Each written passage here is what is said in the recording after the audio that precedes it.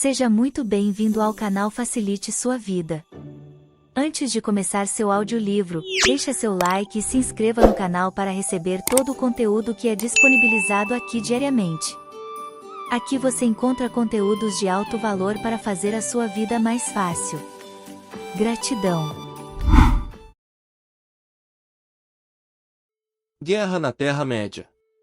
No capítulo anterior, enfocamos o fato de que a matriz tecnogênica constrói seu sistema de gestão de pessoas com base na dependência. Em primeiro lugar, da comida. A base do vício não é uma necessidade física natural, mas uma fome de drogas. Porque os alimentos do terceiro tipo, isto é, processados pelo fogo, e principalmente se forem alimentos de origem animal, causam intoxicação. E tudo que causa intoxicação dá origem ao vício em drogas. Morto está morto. Alimentos mortos já são tóxicos por si só.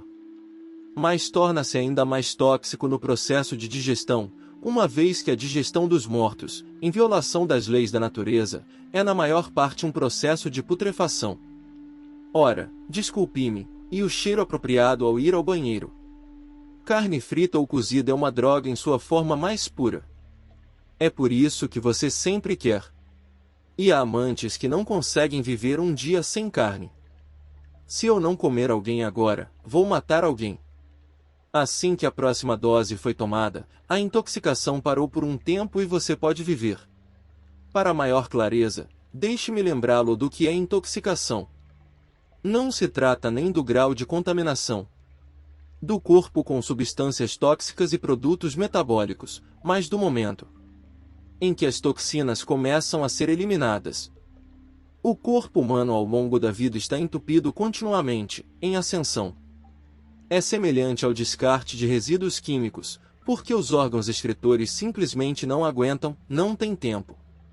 Nesse caso, existe um plano B, o corpo tem a capacidade de encapsular resíduos para empurrá-los literalmente para qualquer lugar, mesmo que apenas longe de órgãos críticos. Mas toda vez, assim que o corpo é liberado do trabalho árduo de digerir um jantar morto, ele é levado para a limpeza. Nesse ponto, as toxinas entram na corrente sanguínea, o que estimula automaticamente a reação. Você precisa tomar a próxima dose. E é claro que o homem faz. Portanto, o plano B, mesmo sendo um backup, funciona o tempo todo. Acontece que parece estar tudo bem, os resíduos estão encapsulados, por enquanto, e você pode viver, também por enquanto. Mas você não pode viver sem outra dose. Foi essa mesma dependência que serviu de principal motivo pelo qual uma pessoa subiu ao degrau mais alto da pirâmide alimentar e aí se estabeleceu com firmeza e por muito tempo. Parece que agora a questão da sobrevivência em um ambiente selvagem e uma constante escassez de alimentos não é mais relevante. É possível recusar produtos de origem animal, mas o vício não desiste.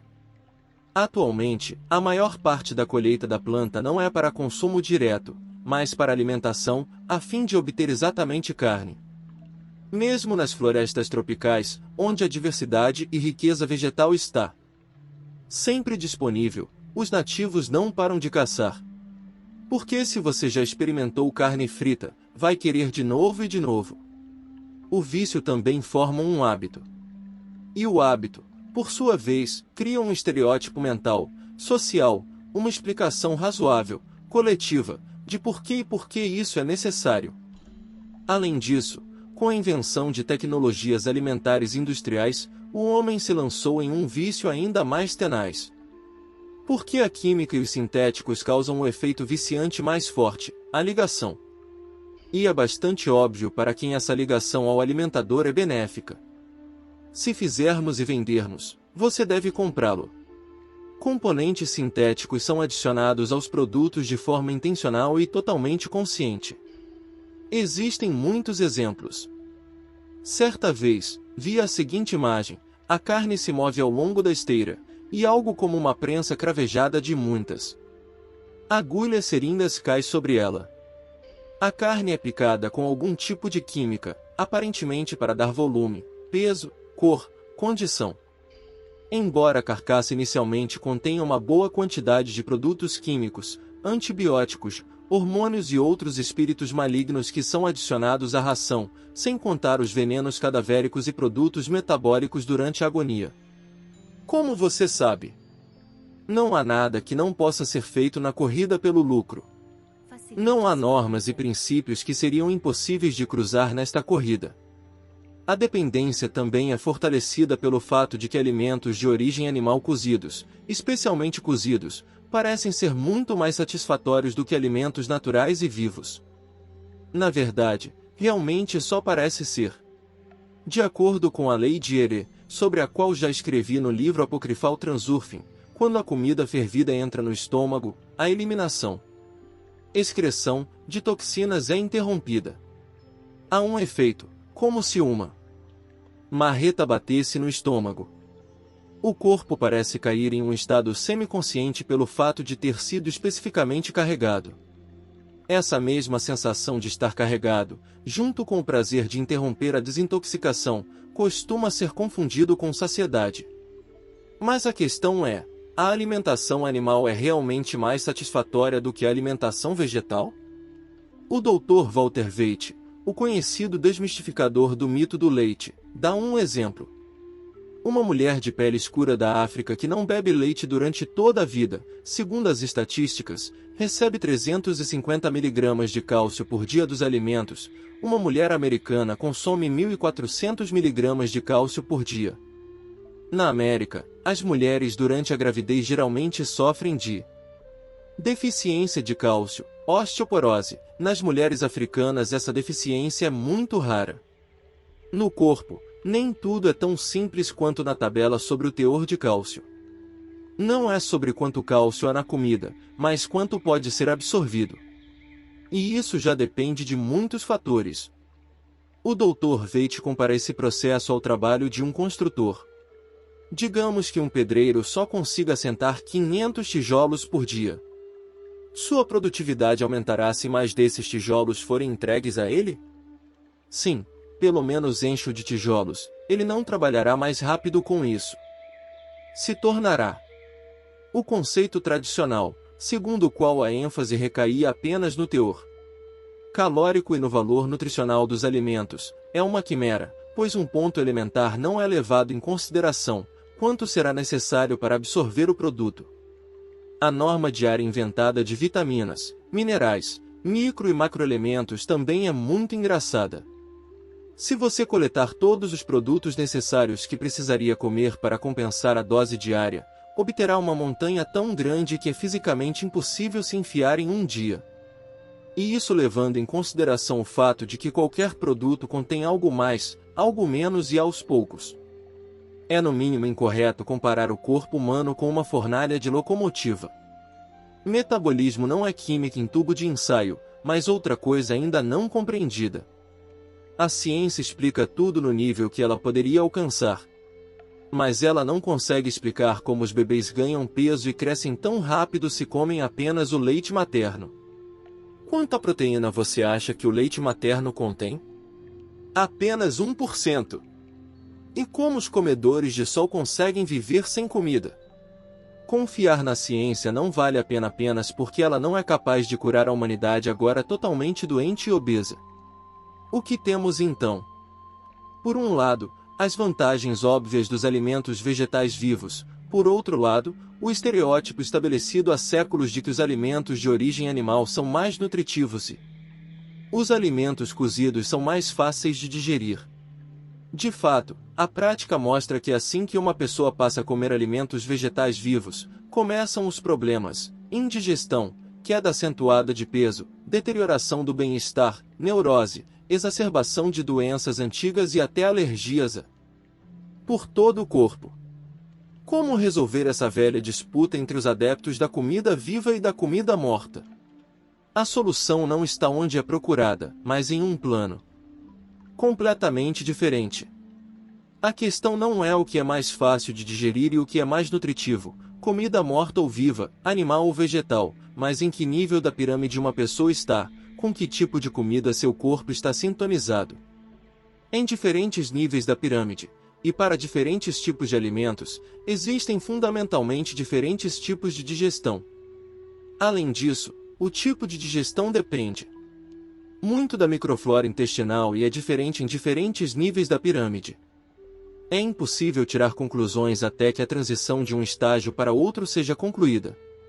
Afinal, nunca ocorreria ninguém tentar alimentar uma vaca com carne e um tigre com grama e depois tirar conclusões?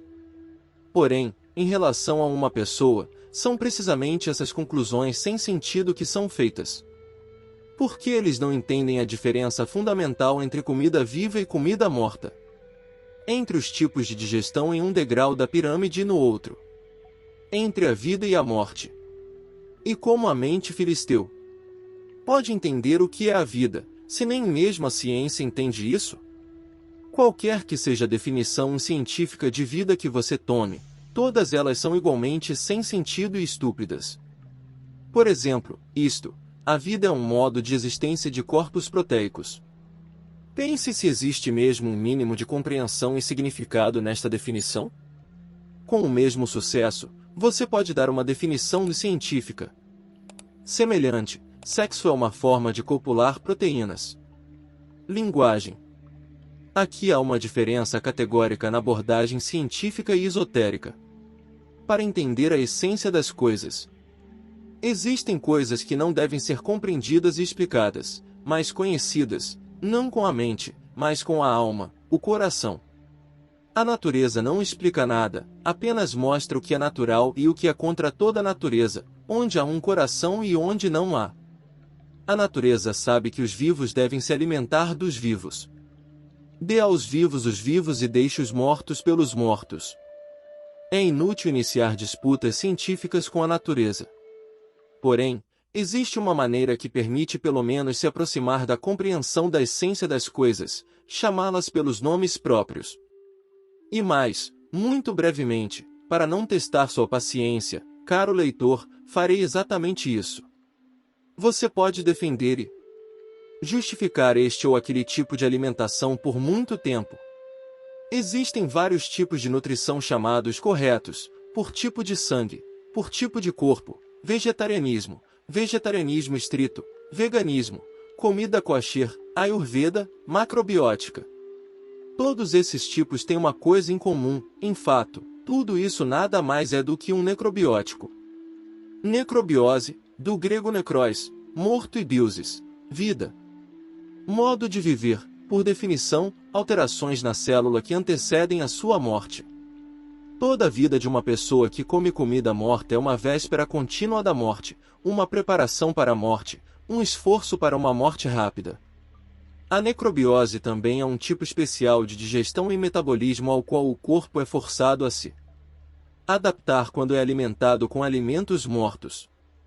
Ao mesmo tempo, forma-se um tipo especial de microflora, capaz de assimilar alimentos mortos, a necroflora.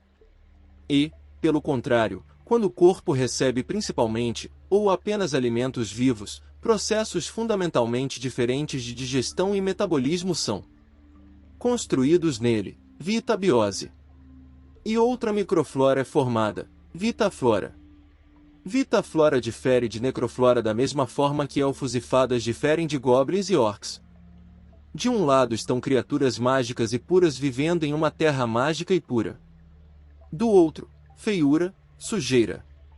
Mutantes, parasitas, fedor, comendo cadáveres, apodrecendo. Igualmente diferentes são as fraldas de bebês alimentados com leite de uma mãe que come alimentos vivos e bebês que são alimentados com misturas de leite sintético. Sobre indivíduos adultos, fico em silêncio. E não se engane com o fato de que lá fora tudo é decente e às vezes até bonito. A essência interior pode estar escondida, mas não irá a lugar nenhum e não mudará.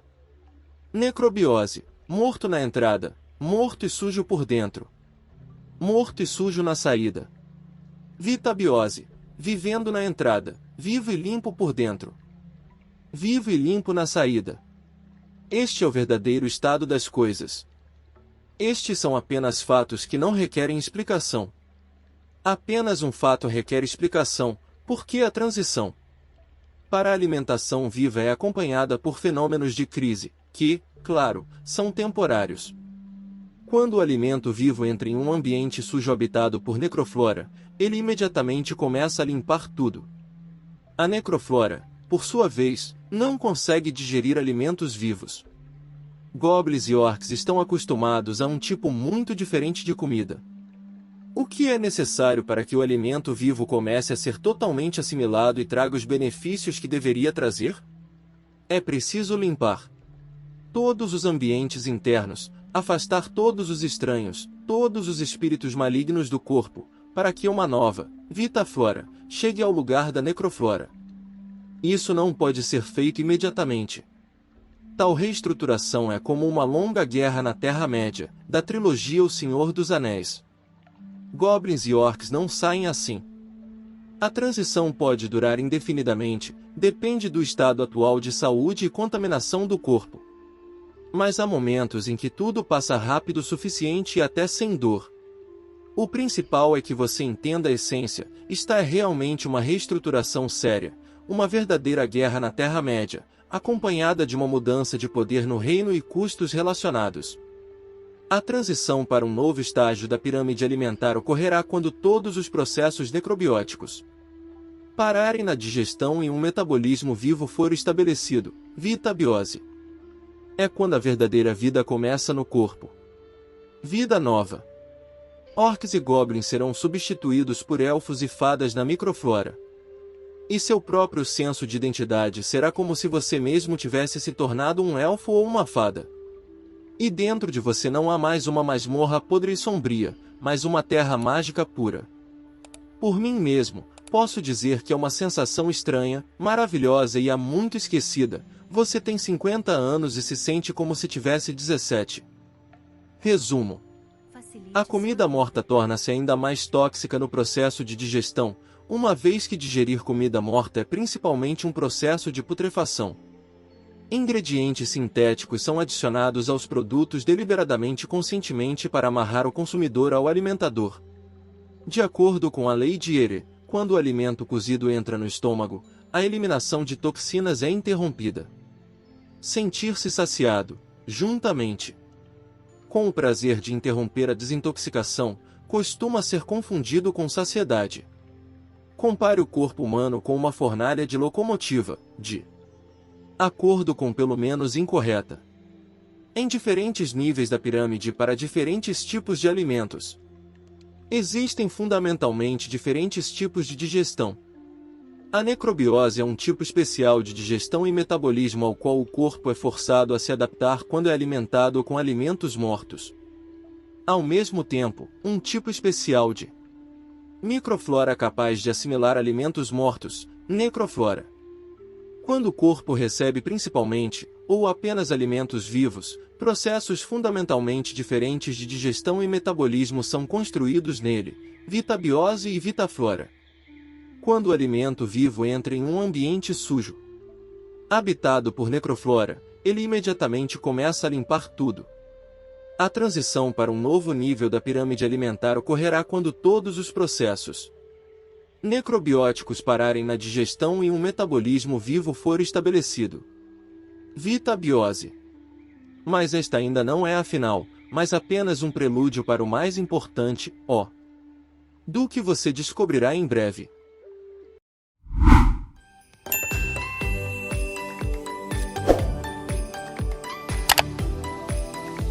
Facilite sua vida.